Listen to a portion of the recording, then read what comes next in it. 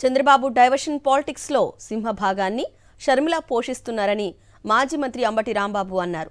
ఇప్పుడు వక్ఫ్ బిల్లు, అప్పుడు వరదల సందర్భంగా డైవర్షన్ పాలిటిక్స్ కోసం షర్మిలను రంగంలోకి దించారన్నారు. వైఎస్ జగన్మోహన్ రెడ్డిని జైల్లో పెట్టిన కాంగ్రెస్తో షర్మిల కలిసిందన్నారు. చంద్రబాబు చేతిలో షర్మిల తోలుబొమ్మలా తయారైందన్నారు. చంద్రబాబుకు 2 చెల్లెళ్లు ఉన్నారని, వారికి హెరిటేజ్లో వాటా ఇస్తారా అని అంబటి సూటిగా ప్రశ్నించారు. షర్మిల ఏపీ కాంగ్రెస్ అధ్యక్షురాలిగా వ్యవహరించాలి తప్పితే జగన్నే టార్గెట్గా ఆమె మాట్లాడే మాటలు వైఎస్ఆర్ అభిమానులను బాధిస్తున్నాయన్నారు.